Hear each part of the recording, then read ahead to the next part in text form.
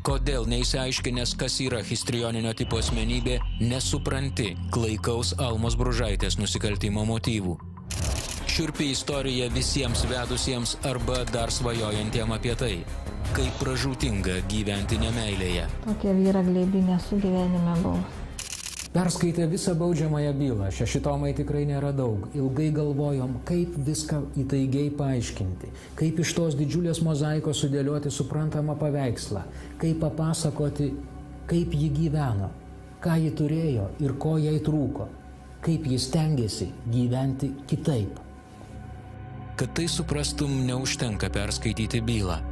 Kai tai supranti, sužinai, kaip yra pavojinga gyventi nemeilėje, kaip tai gali būti pražūtinga.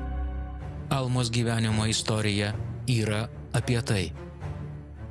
Po kiekvieno perskaityto straipsnio ir televizijos laidos apie Almą Jonaitienę, dabar vėl Bružaitę, ir tą šeimą ištikusią tragediją, po bet kokių aiškinimų, kad ji ruošė save gyvenimui su kitu vyru ir dėl to jai trukdė motinos su 5 vaikais statusas, tokia išvada buvo padaryta jai nuosprendį paskelbusios 3 Šiaulių apygardos teismo teisėjų moterų kolegijos. Visada lieka neaišku. Niekada neišgirsti įtikinančių argumentų. Toks regis prieš žmogaus prigimtį ir motiniškus instinktus nukreiptas sprendimas lieka nesuvoktas, nes jo negali racionaliai paaiškinti. Taip yra todėl, kad Almos Jonaitienės elgesio žudynių dieną racionaliai paaiškinti ir neįmanoma. Apskritai, jos elgesio neįmanoma suprasti, kol neišsiaiškini, kas yra ta histrioninio tipo asmenybė ir kokie gali būti tokio tipo asmenybės sutrikimai. Būtent tai, ką nustatė Teismo medicinos psichiatrijos tarnybos psichiatrai ir psichologai. 6 savaites Utenos ekspertinėme skyriuje tyrė Almą Jonaitienę. Ekspertų išvadoje parašyta, kad ji pakaltinama, kad nusikaltimo darymo metu galėjo suprasti savo veiksmus ir juos valdyti. Almą Jonaitienę Šiaulių apygardos teisme gynęs advokatas prieš pat nuosprendžio skelbimą LNK žurnalistams be kita ko sakė. Romualdas Šeporaitis, advokatas, pirmos instancijos teisme gynęs Almą Bružaitę, buvusią Jonaitienę. Žinot, čia reikėtų pasižiūrėti į atitinkamą žodyną, kas tai yra histrioninio tipo asmenybės sutrikimas. Histrioninio tipo asmenybės sutrikimas. Tai va čia galbūt atskleidus savoką šito termino, tai gal kai kas ir paaiškėtų daugiau.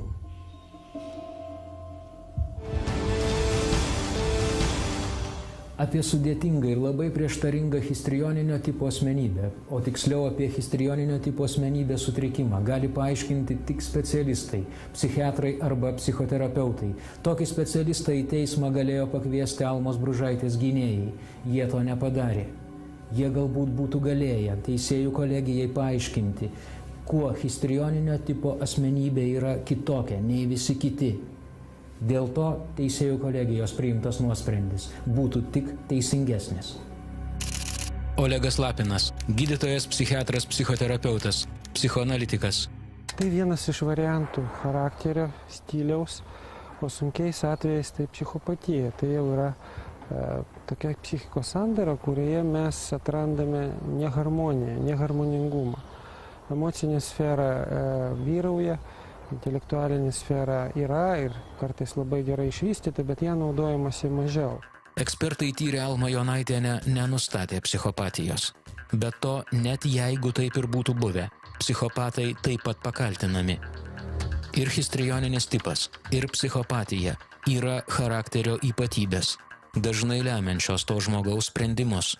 Tai būna tada, kada tokį žmogų vaikystėje užuot mylėję, naudoja, gundo, atstumia, užuot suteikdami atsakomybę, atima atsakomybę. Įvairūs variantai, tačiau rezultate gaunasi žmogus, kuris nelabai gerai prisitaiko nei mokykloje, nei su draugais ir draugėmis, nei darbovietėje, nei sutuoktiniam gyvenime. Kad galėtumėme geriau visą tai suprasti, atsiverskime Almos Jonaitienės baudžiamąją bylą. Iš įtariamojo apklausos protokolo. Apklausa atlikta praėjus 4 mėnesiams po vaikų nužudymo. Alma Jonaitienė tada teisme pasakojo. Augau 5 vaikų šeimoje. Buvau vyriausias vaikas. Tėvai nuolat girtavo ir nepakankamai mumis rūpinosi. Dėl to man, kaip vyriausiam vaikui, teko rūpintis mažesniais savo broliais ir seserimis.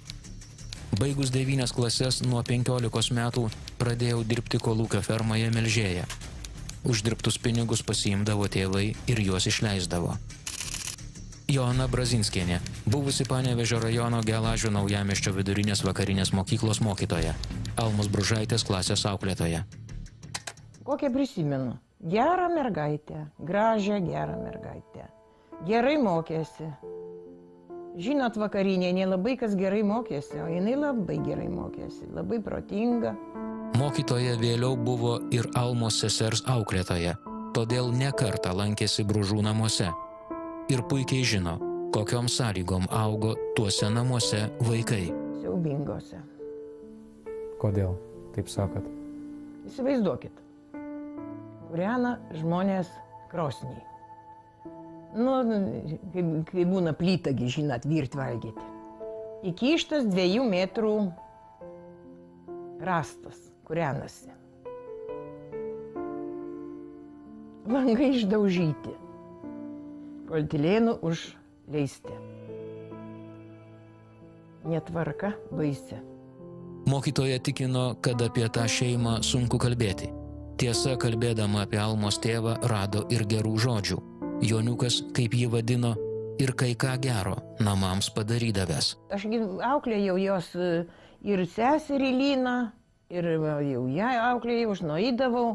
Aš pasibaisėdavau ir galvodavau, Dieve, Dieve, kaip galima tokiuose sąlygose gyventi. Ir paskui, galgi 10 baigė, ar 9 baigė čia vakariniai, jinai išvažiavo kažkur tai. Dinga aš Gelažių, nu, kad neįmanoma gyventi. Kaip beprotnamis koks, Dieve mano. Visi girti, visi pasileidai, sakaugi, kas nori ateina, kas nori išeina, ką nori daro. Aplankėme juos. Kad čia gyventų asocialų žmonės, kaip apie juos kalbėjo, negalėtumėme pasakyti. Almos tėvas, brolis, sesuo, su kuriais teko kalbėtis, buvo blaivus. Gėrė kavą. Namas buvo prišildytas. Krosnyje degė tvarkingai sukrautos malkos, ne 2 metrų pagalys. Buitis skurdi, bet negi dėl to gali žmonės merkti. Irmantas Bružas, Almos Bružaitės brolis. O čia dabar nežinau, kas ten galėjo, bet ištyrė apsaugo psichiką, gal pakrito, nei gerdavo, nei pijokė, šios girtus nesumatęs per savo visą gyvenimą. Almos artimieji guodėsi, kad visi pas juos lankėsi žurnalistai savo įspūdžius vėliau pateikė vien juodomis spalvomis. Juos tai įskaudino. Mes matėme žmonės, kurie puikiai supranta, ką Alma padarė. Jie dėl to pergyvena. Ir, kaip ir daugelis Lietuvoje, negali suprasti, kodėl taip atsitiko. Jonas Bružas, Almos Bružaitės tėvas. Prieš laidotuvės sakiau žmonai, sakau, čia yra susijęs su šeima. Šita. O kodėl jūs taip manėt? Nu tai, kad čia jau viskas aišku. Kai pasakė, kad Alma pati rado tos vaikus, jau ten ėjo, kur ten toli, ir paskui šitą, kad jin pati jau rado, tai aš taip ir tokį buvo nuojauta. Bružai turėjo 17 anūkų, 2 nebeliko. Jie abu Almos. Aš juos nenoriu matyti. Paprasčiausiai. Savo dukters? Taip. Jeigu jinai tai padarė. Nereikėjo vaikų, reikėjo atvežti pas mus. Kaip bebūtų? Būtum mes užauginę. Aš nežinau, savo vaikus, kad juos nemylėtų, ar kas, aš nežinau. Ne tokie šeimų yra, bet myli tos vaikus tiek savo, nes šuniuką negali užmušti. O čia dabar aš nežinau. Iš Almos Jonaitienės apklausos protokolo. Anksti susituokiau. Almai trūko kelių mėnesių iki pilnametystės. Norėjau pakeisti savo gyvenimą, ne vien stebėti barnius namuose ir girtuokliavimą. Tekėdama ieškojau šilumos ir supratimo. Norėjau turėti savo šeimą. Bet nuo pat santuokos pradžios vyras visą laiką buvo pavydus. Gėrė taip pat kaip ir mano tėvai. Mums gyventi nebuvo lengva. Jau pirmo nėštumo metu patyriau smurtą. Tai būdavo, kai jis grįždavo girtas. Jis man nuolat prikaišiodavo, kad aš nieko neturiu.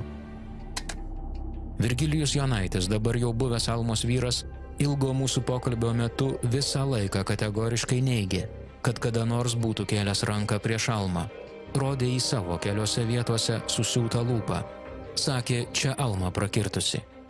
Be abejo, nemalonu filmuojantiems žurnalistams prisipažinti, kad esi mušęs žmoną. Byloje yra apie tai duomenų. Pats Virgilijus, apklausiamas prokuratūroje, prisipažino. Ką jau dabar padarysi? Laima Lavastė, rašytoja ir dienraščio Lietuvos rytas žurnalistė. Daug kartų lankėsi Jonaičių namuose. Kalbėjosi su Virgilijumi Jonaičiu ir jo vyriausiaja dukra. Ir Alma Jonaitienė, kol ji dar bendravo su žurnalistais. Jis man yra pasakojęs tokį tipišką epizodą, kaip tik kai jie apsivedė, jiem teko važiuoti liktai į Rusiją kažko tai darbo reikalais. Ir jis nepasėmė savo jaunos žmonos kartu su savim.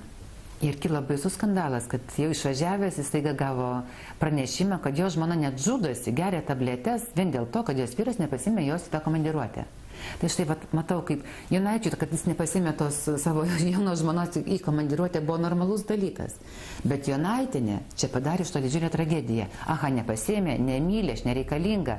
Taip toliau ir taip toliau. Manau, kad Jonaičių gyvenimas buvo nuolatinis toks nesusipratimas. Tarp to, ko laukia Jonaitienė iš savo šeiminio gyvenimo, ir tarp to, ką jai galėjo suteikti Jonaitis, net nesuprasdamas, ką daugiau jis galėjo suteikti. Iš Almos Jonaitienės apklausos protokolo. Dar iki pirmosios dukters gimdymo buvau pabėgusi nuo vyro, atgal pas savo tėvus, nes daugiau nebeturėjau kur eiti. Po dukters Vaidos gimimo vyras mane parsivežė pas save atgal. Pusę metų paauginusi dukrą grįžau dirbti į Leliją, kur dirbau siuvėja. Vaida tuo metu prižiūrėdavo uošvė. Vaida dar nebuvo metukų, kai Virgio mama mirė. Tada aš išėjau iš darbo, kad galėčiau prižiūrėti dukrą. Pradėjau privačiai siūti namuose.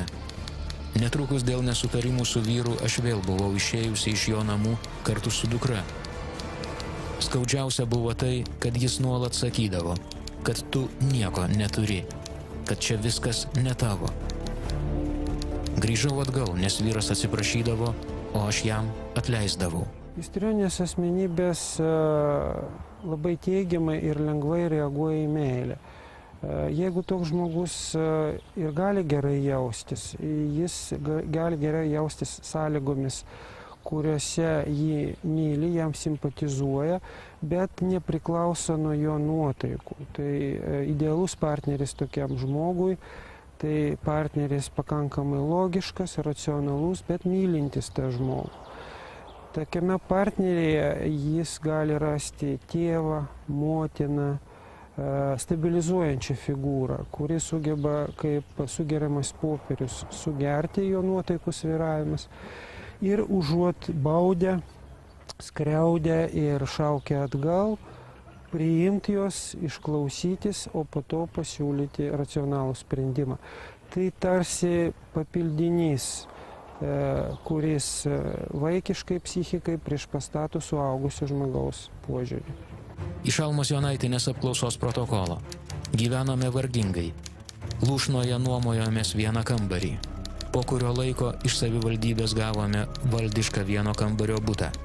Vyras tuo metu dėl girtavimo ilgai nedirbdavo.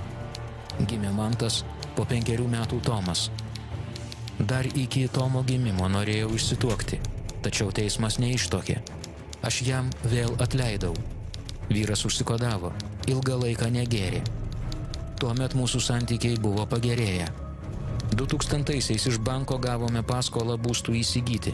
Šeduvoje, Radviliškio rajone, nusipirkome 3 kambarių butą. Ten begyvenant gimė dvynukai. Kad negyveno varge ir skurde, tai taip pat tiesa.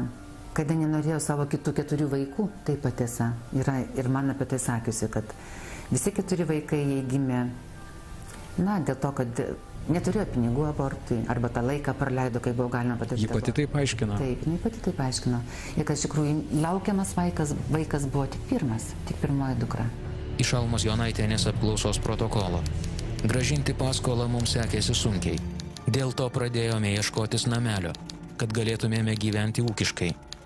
Iš giminaičių sužinojome, kad Kelmės rajone Petrališkės kaime išsimokėtinai parduodamas namas. Jį įsigijome 2002 rudenį, persikraustėme. Vyras tuo metu įsidarbino Šiauliuose saugos tarnyboje. Aš pradėjau veisti ūkį. Įsigijom kiaulių galvijų. Nuo minėto užsikodavimo vyras negėrė ištisus 7 metus. Mūsų santykiai pagerėjo. Bet bankrutavo firma, kurioje jis dirbo. Jis pradėjo dirbti kitur ir vėl pradėjo gerti. Dėl to netrukus jį atleido iš darbo. Po to ilgai nedirbo, pradėjo važinėti į Sovietską. Tada mūsų santykiai vėl pašlijo. Kai jis gerdavo, mes neturėdavome pinigų namo savininkui. Dirbti ūkio darbus jis man nepadėdavo. Ūkiu rūpinausi viena. Po to, kai paaugo, padėjo ir didieji vaikai. Ramutė Zenkovienė, Almos Bružaitės tėvo pusseserė. Alma ją visada vadino motinėlė arba teta. Buvo labai artimos. Niekada neturėjusi artimų draugių, tetai Ramutei Alma patikėdavo didžiausias paslaptis. Pasakodavo apie viską. Yra sakius, kad parvežė šieną ten 2 ar 3 baidarės. Virgis grįžo iš darbo, nusiprausė, išvažiavo į futbolą žaisti ar žiūrėti, nežinau ten. O jinai man kaip tik skambina, sako, o aš su vaikais tempiu tą visą šieną į daržinį. Taip ir sakydavo, kad čia mano didžiausi pagalbininkas. Iš Almos Jonaitienės apklausos protokolo. 2006-aisiais, kai vyras vėl pradėjo gerti, šeimoje prasidėjo košmarai. Pykčiai, nesutarimai, pinigų trūkumas, jokios pagalbos ūkyje ir nuolatiniai priekaištai. Kad aš nieko nedirbu, kad aš nieko neturiu, kad tai, kas užgyventa, viskas yra jo, kad be jo aš esu niekas. Buvau pavargusi nuo visko. Robertas Krikštaponis, buvęs Lietuvos kriminalinės policijos biuro, nužudimų, plėšimų ir kitų didelį rezonansą sukėlusių nusikaltimų skyriaus vyriausiasis tyrėjas. Kriminalistui buvo pavesta tirti vėliau pasitvirtinusią versiją, kad abu vaikus nužudė jų motina. Man labai užstrigo vieno kaimyno tokia frazė, kad Jonaitis tai buvo toks žmogus, kuris stovėdavo vidury kiemo ir rūkydavo cigaretę ir keikdavosi. Tai jeigu tiesiog jis nedirbo namuose nieko, o visus darbus nudirbdavo Jonaitienė. Ir gyvulius prižiūrėdavo tik tai jinai, ir vaikais rūpindavosi tik tai jinai. Ir aš taip dabar galvoju, kad galbūt jai nuo tos įtampos, nuo to streso nuolatinio, nuo tų barnių namuose, tiesiog jai kažkas taip psichikoje pakito. Iš Almos Jonaitienės apklausos protokolo. Pradėjus blogėti santykiams su vyru, man norėjosi šilumos, kitokio bendravimo, kad mane suprastų ir išklausytų. Dėl to parašiau į televiziją žinutę. Parašiau, kad ieškau draugo. Į ją atsiliepė vyriškis vardu Arūnas. Jis buvo iš Anykščių. Iš tikrųjų, abiem vyriškiam, nors jos susirado tokiu pačiu būdu, būtent iš skelbimo televizijoje, jinai pristatė visai kitaip. Ir manau, kad jinai pasimokė šiek tiek iš savo pirmojo draugo, to Arūno iš Anykščių, iš tų santykių, nes jai su juo bendrauti nepasisekė. Jinai jam prisistatė esanti muitininkė, gerai gyvenanti, turinti savo namą. Vyras važinėjęs kažkur tai su sunkvežimiais po užsienį, turinti 3 vaikus, ketinantis skirtis. Vienas vaikas gyvens su vyru, jau buvusiu, kitas vaikas gyvens su ją. Jinai pati kūrė tą savo naujo gyvenimo modelį. O jinai turbūt tada su vyriausia dukra perskeltų gyvenimą, galbūt į Anykščius, o galbūt į visiškai naują vietą. Štai tokią istoriją jinai išdėstė tam savo naujajam draugui. Iš tiesų, visiems savo naujiesiems pažįstamiems Alma prisistatydavo esanti ne 5, o 3 vaikų mama. Ir kai aš paklausiau jos, tai kodėl tu melavai? Tu planavai iš anksto nužudyti 2 vaikus? Jis sako, ne. Aš melavau dėl to, kad kažkaip net nepadoru turėti 5 vaikus, nes kaime tai reiškia, kad tu gyveni skurde. Iš Almos Jonaitienės apklausos protokolo. Iš pradžių bendravome žinutėmis, paskui jis atvažiavo į Kelmę, susitikome. Po to aš nuvykau į Anykščius, kur išbuvau kelias dienas. Aišku, kad jai trūka žmogaus šalia esančio. Va to labiausiai jai trūka. Jinai man yra sakius, kad daleiskim ten 1,5 metų, jos iš vis nelieti. Tai skolmutė, jeigu jau šitaip yra, tai jau automatiškai žmogus kažką turi, nejaugi dabar jauni žmonės taip gali gyventi vienam būti. O kaip iš tikrųjų, ką aš žinau. Buvęs Almos vyras Virgilijus nebuvo linkęs atvirauti apie tarpusavio santykius. Jo komentaras apie tai buvo trumpas ir konkretus, kaip prokuroro. Virgilijus Jonaitis, buvęs Almos Bružaitės vyras, nužudytų broliukų tėvas. Nebuvo tokių baisių barnių, bet tik tiek buvo įtarimų, kad kažką turi, nes buvau telefonė žinutę radęs. Kad kitas žmogus yra kitas vyras. Iš Almos Jonaitienės apklausos protokolo. Būdama Anykščiuose su Arūnu turėjau intymius santykius. Vėliau bendraujant žinutėmis, jis man pasirodė grubokas, dėl ko bendravimą su juo nutraukiau. Mano vaikai Vaida, Mantas ir Tomas žinojo apie mano bendravimą su minėtu vyriškiu. Tačiau tėvai apie tai nieko nesakydavo. Tai buvo mūsų paslaptis. Arūnas man aiškino, kad jis iš pirmo karto suprato, kad ta moteris yra nestabilios psichikos. Kad jinai agresyviai reikalavo dėmesio, agresyviai reikalavo bendrauti su ja, agresyviai reikalavo netgi gyventi kartu su ja. Arūnas buvo kviečiamas liudytojų, dalyvavo viename teismo posėdyje. Savo veidą nuo fotografų slėpė, tai suprantama. Jo vietoje kiekvienas tai būtų elgesys teisme. Kas galėjo žinoti, kad ta nerūpestinga pažintis su moterimi iš Kelmės taip baigsis. Jų abiejų liudijimai apie tą pažintį prieštaringi. Jonaitienė pasakojo visai kitą istoriją. Jis papasakojo, kad jinai 3 dienas buvo nešiojama ant rankų, kad jinai pirmą kartą gyvenime pajuto, kas yra moteris, kad jinai įsimylėjo šitą savo naują draugą. Ir štai, manyčiau, kad čia ir jau kūrėsi Jonaitienės paveikslas. Negaliu pasakyti, miegojo ar nemiegojo 3 paras jinai naujo draugo bute, ar ten iš tikrųjų ją išvarė po pirmos paros, bet jinai norėjo, kad tai būtų. Jinai norėjo būti moteris, kurią nešiojo ant rankų, nes jinai buvo skaičiusi ir knygų, ir serialų prisižiūrėjus, jinai norėjo būti tokia moterį. Po to buvo Jonas iš Radviliškio. Susipažino taip pat parašiusi žinutę televizijai. Buvo 2 kartus susitikę. Tada vėl per televiziją atsirado Nerijus iš Šiaulių. Jo rašytą žinutę ir perskaitė Almos vyras Virgilijus. Nenuostabu, kilo konfliktas. Iš Almos Jonaitienės apklausos protokolo. Po to konflikto aš savo vyrui pasakiau, kad padarysiu taip, jog jis atsimins visą savo gyvenimą. Tai sakydama turėjau omenyje, kad aš nusižudysiu. Jeigu tai yra situacija, kurioje jisai sutrykęs, tai yra situacija, kada jis nepakelia, tai yra didelis atsakomybės arba galimybė netekti išskirtinio dėmesio, kažkoks tai gyvenime vykstantis pasikeitimas, kuomet žmogus turi kentėti, būti nuskriaustas.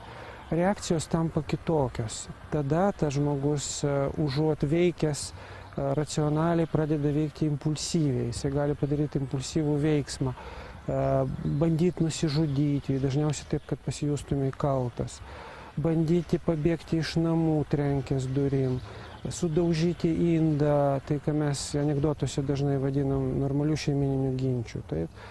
Tada jisai elgiasi impulsyviai ir vėliau, kada jo klausia, kodėl tu pasielgiai, nei jisai pats negali pateisinti save, arba jisai teisina save kaltindamas kažką kitą. Kaip aš galėjau pasielgti kitaip, jeigu tu bjauriai su manim elgiesi? Kaip aš galėjau tada to nepadaryti, jeigu tu taip pasielgiai su manim? Iš Virgilijaus Jonaičio apklausos protokolo esančio byloje. Almą vedžiau 1990-aisiais. Tuo metu buvau nusprendęs draugystę su ja baigti, nes mes nelabai sutarėm. Sužinojusi apie tai, Alma labai pergyveno, ryžosi savižudybei. Ji buvo prisigėrusi vaistų ir dėl to išvežta į ligoninę. Man jos pasidarė gaila. Tada susitaikėme ir nutarėme tuoktis. Atrodo, ko betrūka, abu jauni, abu gražus, vaikai sveiki. Tik reikėjo daugiau tos meilės tarpusavį, to sutarimą, tos užuojautos jai reikėjo, kaip moteriai. Jisai buvo iš tikrųjų tikrai nešvelnus žmogus, nei vaikam, nei jai. Jis dabar galbūt suprato tą dalyką, ką jis, kad elgė šitaip. Dabar tai aš matau, gal jis rūpinasi vaikais ir gal toks dėmesys, jis dabar norėjo būti gerų tėčių. Bet truputį reikėjo pagalvoti anksčiau. Iš Virgilijaus Jonaičio apklausos protokolo.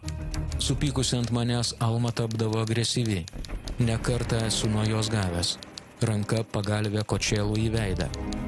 Prisipažinsiu, ir aš jos atžvilgių naudojau fizinį smurtą. Esu sudavęs į įvairias kūno vietas. Nuo tada, kai ji buvo dingusi 3 paras, pradėjome smarkiai nesutarti. Jau sakėme apie dingimų iš namų patirtį. Alma pasakodavo tik vienam žmogui, tetai Ramutei, kaip ją vadino. Tai tada jau jinai sakė, tu neįsivaizduoji, motinėlė, kas per žmogus, koks žmogus.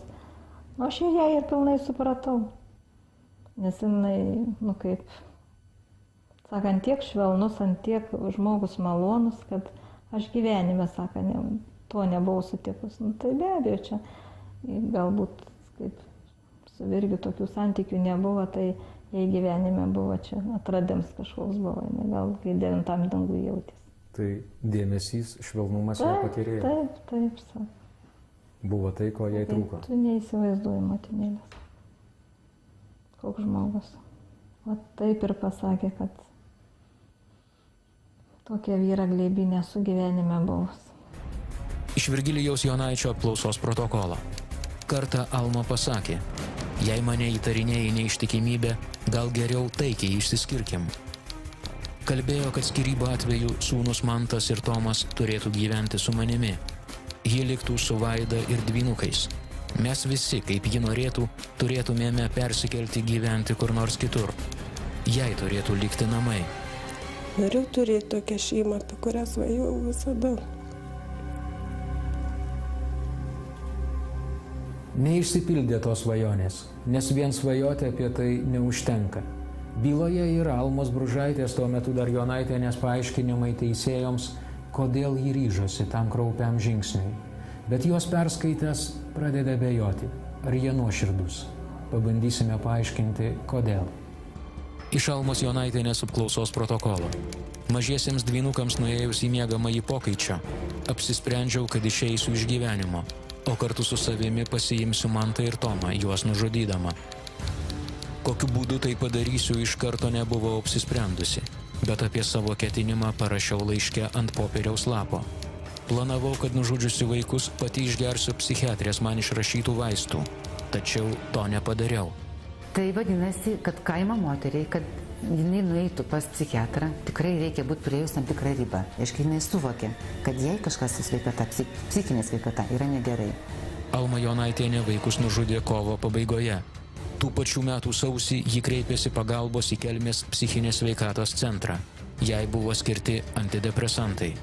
Dabar galime tik spėlioti, ar tuo metu Kelmės medikai teisingai įvertino jos būklę. Ar nereikėjo hospitalizuoti ir skirti rimtesnį gydymą. Galime tik spėlioti, nes vėliau ją tyrę teismo medicinos psichiatrai to nesiaiškino. Alma Jonaitienė iš tiesų parašė atsisveikinimo laišką. Štai jo fotokopija. Jos tikinimu jį laikiusi piniginėje. Vėliau jau sulaikyta higieninių paketų maišelyje. Bet ekspertai nustatė, kad buvo kitaip. Alma Jonaitienė tą graudų laišką parašė Šiaulių tardymo izoliatoriuje, jau parvežta iš Utenos. Vėliau ji pati tai pripažino, todėl jos nuosprendyje parašyta. Tai rodo, jog jos versija apie planuotą savižudybę ir tuo pačiu apie vaikų nužudymo motyvą yra melaginga. Histrioninė psichika charakterizuojama kaip vaikiška psichika. Jeigu jūs pastebėjot, vaikui labai sudėtinga prisimti atsakomybę. Jeigu vaikas ir išdaužo su kamuoliu langą ir yra sučiuptas ir kaltinamas, daugumą vaikų visiškai nesąmoningai, automatiškai pradeda šaukti, jis pats kaltas, jis blogai pagavo mano kamuolį. Arba čia ne aš, čia kitas. Tas kalties nuvertimas ant kito tai yra apsauginė reakcija, kuri vaikų amžiuje vyksta tiesiog automatiškai. Mes nenustembame išgirdę, kad vaikas šaukia, jis pirmas pradėjo. Suaugusio psichika įkomponuoja į save sąžinės elementą, įkomponuoja į save graužaties, atsakomybės elementą. Histrioninio tipo žmonės ne visiškai atsako už tokią savo psichiką, jie yra tokie. Šis charakterio sutrikimas, dar kitaip vadinamas charakterio akcentu, psichiatrų tikinimu būdingas 2% žmonių. Dažniau moterims ir visiems išsiskyrusiems žmonėms. Tokius žmonės su akcentuotu charakteriu dažniausiai pripažįsta kaltais, kadangi tyrimo metu jie nerodo jokio psichinių sutrikimų. Rūstus nuosprendis Almai Bružaitei buvusiai Jonaitienei paskelbtas 2008 vasarį. Teisėjų kolegija nenustatė nė vienos lengvinančios aplinkybės. Kad histrioninio tipo žmonės yra kitokie, atsižvelgta nebuvo. Teisėjams užteko, kad psichiatrų išvadose parašyta: pakaltinama, suprato ir galėjo kontroliuoti savo veiksmus. Byloje nėra nė vieno dokumento patvirtinančio, kad prokurorai ar teisėjai būtų pasidomėję. Prašė psichiatrų paaiškinti, ką reiškia histrioninio tipo asmenybė. Kokie žmonės taip apibūdinami. To nepadarė ir Almos Bružaitės gynėjai, apskundę nuosprendį. Visi aukštesnės instancijos teismai jį paliko nepakeistą. Taip ir neradė nė vienos priežasties, dėl kurios būtų galima sunkiai suvokiamą nusikaltimą įvykdžiusiai motinai skirti švelnesnę, terminuotą bausmę – 15, 18 ar bent jau 20 metų kalėjimo. Regis įsigaliojus nuosprendžiui šioje šiurpioje istorijoje turėjo būti padėtas taškas. Bet taip neatsitiko. 2008 gruodį Alma Bružaitė parašė laišką Lietuvos Respublikos generaliniam prokurorui. Sakinys paskutiniajame to laiško puslapyje iš tiesų šokiruoja. Dar prieš tą laišką nuosprendis Almai Bružaitei buvo 2 kartus apskųstas aukštesnės instancijos teismams. Skundais buvo prašoma tik vieno – sušvelninti bausmę. Nuteista motina nė karto neneigė to, kuo buvo apkaltinta. Teismų sprendimai nebuvo jai gailestingi. Jais dar kartą pripažinta, kad bausmė pagrįstai didelė. Jos prisipažinimas padarius nusikaltimą nelaikomas atsakomybę lengvinančią aplinkybę. Šiaulių apygardos teismo nuosprendį peržiūrėję teisėjai pripažino, kad nuteistoji neatgailavo ir tik esant neginčytiniems jos kaltės įrodymams pripažino padariusi nusikaltimą. Maža to, teisėjai savo sprendimuose rašo, kad nuteistoji visiškai nesigaili dėl padarytos nusikalstamos veikos, o tik bando sušvelninti savo padėtį bei sukelti aplinkinių gailestį, vaizduodama save kaip susidariusių aplinkybių auką. Nusikaltimas teisėjų įsitikinimu buvo iš anksto suplanuotas. Buvo suplanuota ir tai, kaip jį slėpti. Taip viskas galėjo ir baigtis. Visos Lietuvos aptarinėjamo įvykio epilogą paskelbė teismas. Dėl žudynių kalta motina. Žudymo priežastis labai sunku paaiškinti. Jas iš tiesų sunku paaiškinti ir suprasti. Nes niekam nekyla klausimų, kai nužudomas nusikaltimo liudytojas, bendrininkas bijant, kad nepaliudytų, ar apiplėšiamas žmogus. Čia viskas kitaip. Žmogui neturinčiam psichologinio išsilavinimo ir žinių sudėtinga suprasti, kodėl motinai galėjo trukdyti vaikai, jos pačios vaikai. Be to, kodėl motina žudo savo vaikus, berniukus, todėl kad vėlgi iš tų pačių tyrimų psichologų pateiktos analizės, motina, jeigu yra šeimoje problemos, tai motina kerštaudama savo vyrui žudo berniukus ir būtent žudimo motyvas yra tas kerštas savo vyrui, kerštas, tiesiog galbūt, sakykime, visai vyrų giminį. Ir žudo dažniausiai berniukus ir smaugdamas arba skandindamas. Kriminalinės policijos biuro tyrėjus apie tai konsultavę biuro psichologai rėmėsi Kanados ir Jungtinių Amerikos valstijų patirtimi. Tų pačių kriminalistų tikinimu, analogiškas atvejis Lietuvoje, kai motina nužudė jau paaugusius savo pačios vaikus, įvykęs beveik prieš 40 metų, 1970-aisiais Panevėžyje. Todėl kartojam, taip viskas galėjo ir baigtis. Bet 2009 sausį pagrindiniai šalies laikraščiai, publicistikos laidos vėl priminė Jonaičių šeimą ir ją ištikusią tragediją. To priežastis visus šokiruoja ne mažiau nei prieš 1,5 metų motinai pareikšti įtarimai. Dabar motina pati kaltina savo pirmagimę, vyriausią dukrą, broliukų nužudymu. Kad tai galėtumėme suprasti, privalu dar kai ką paaiškinti apie histrioninės psichikos žmonės. Apie tai, kas dažnai atsitinka, kai toks žmogus lieka vienas. Tiesioginė prasme, be nieko. Ir dar kalėjimo vienutėje.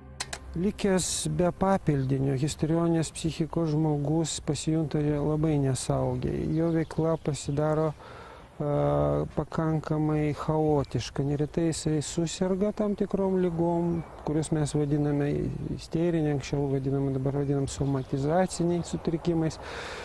Tai reiškia, jis gali apakti, apkurti, jis gali pradėti jausti nesuprantamus skausmus, jam gali darytis blogą. Ir visa tai galų gale privestų prie to, kad jį kažkas pradėtų globoti, juo kažkas pradėtų rūpintis. Aplinkiniai tada šiek tiek manipuliuojami ir priversti atstoti tokiam žmogui nesantį tėvą ir mamą. Būdama šalia tokio žmogaus, jūs esate gydytojas, ar policininkas, ar draugas, nejučiom suprantate, kad vyksta kažkas tokio, už ką tas žmogus neatsako. Tokiu būdu jūs pastumiamas būti globėjų, racionalių problemų sprendėjų. Tokie globėjai Almos Bružaitės gyvenime atsirado. Teko ne kartą rengiant šią istoriją su jais kalbėtis. Filmuotis po paskutiniųjų televizijos laidų, kur buvo šnekinti ir jie, nesutiko. Malonūs, religingi, inteligentiški žmonės, nepelnytai žurnalisto apšaukti sektantais. Tikino, pirmą laišką į kalėjimą Almai parašė, norėdami ją tik užjausti. Klausė, jei galėtų, tai ir jai, nors ir sunkiai nusikaltusiai, gal galėtų kuo padėti. Gražus pasiūlymas buvo priimtas, kitaip ir negalėjo būti. Vilniuje gyvenantys Almos globėjai pradėjo rūpintis ir Petrališkėje likusiais kitais nuteistosios vaikais. Jie visi, ir buvęs Almos vyras Virgilijus, lankėsi pas globėjus Vilniuje. Globėjai išpildė ne vieną nuteistosios prašymą jai parūpinti materialinių gėrybių, ko esant už grotų niekada nėra per daug, bandė patenkinti ir kitą jos prašymą – suorganizuoti pasimatymą su vaikais. Va tada, anot vaikų tėvo, viskas ir prasidėjo. Po to dalyko, kaip nenuėjo susitikti. Tada ir viskas prasidėjo čia ant Vaida. Vaida, nors ir buvo tą kartą atvykusi į Vilnių, eiti į Lukiškių kalėjimą susitikti su motina kategoriškai atsisakė. Apie jos motinos nuoskaudą tai sužinojus galima tik spėlioti. Kaip histrioniniam tipui priskiriami žmonės reaguoja į atstūmimą, jau esame aiškinę. Histrioninė asmenybė į pasaulį pirmiausiai reaguoja kaip į santykį. Myli, nemyli, nekenčia, apgavo. Negu kad yra taip ir taip. Tai reiškia, objektyvaus proto vietą užima emocinis išgyvenimas to, kas vyksta. Va tada atsirado tas ilgas motinos rašytas laiškas Lietuvos Respublikos generaliniam prokurorui. Noriu atskleisti tiesą, kurią slėpiau, ir papasakoti viską apie šį žiaurų nusikaltimą. Visas man žinomas aplinkybės. Apibendrinus tai, ką motina neva slėpė ir generaliniam prokurorui išdėstė 7 lapuose, būtų taip. Vidurdienį ji tvarte remontavo įtrūkusį vandentiekio vamzdį. Kada visi 3 vaikai grįžo iš mokyklos, nematė. Prireikus detalės nuėjo į gyvenamojo namo rūsį. Ten tamsoje užkliuvo už vieno. Netrukus apčiopė ir antrą. Abu ant betoninių grindų gulinčių sūnelius. Atėjo dukra, motinai paaiškino, kad tai žaidimas.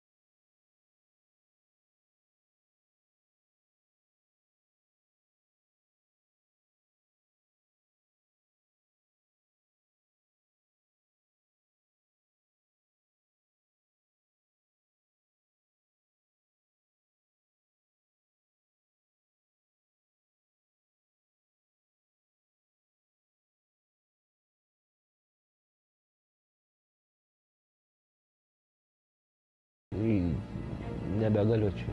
Nežinau dėl ko, kaip man kuo tolyn to sunkyn daro. Baigusi gimnaziją 2010-aisiais Vaida išvyko dirbti ir gyventi į Londoną. 2011 pavasarį teismo sprendimu Almai Bružaitei buvo apribotos motinystės teisės į mažuosius dvynukus. 2027 pavasarį, iškalėjusi 20 metų, pagal iki šiol galiojančius įstatymus, ji galės rašyti malonės prašymą prezidentūros malonės komisijai dėl bausmės sušvelninimo.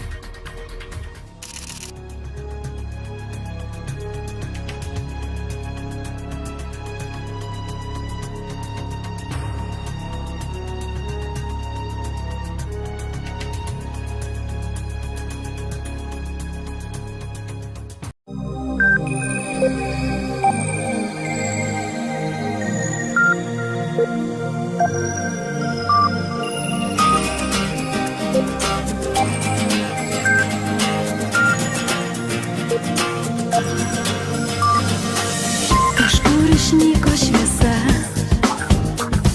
ir saulė jau seniai nebešildo, man tai patinka tamsa, aš vėl tavęs liūdėt pasiilgau, į naktį veidų guliu ant šaltos sustingusios žemės, man nebereikia sapnų, jie ir neateina, jos tik vėjas vejasi, miegojo naktį ramiai ant debesies, angelas baltas, man žvaigždė žalia.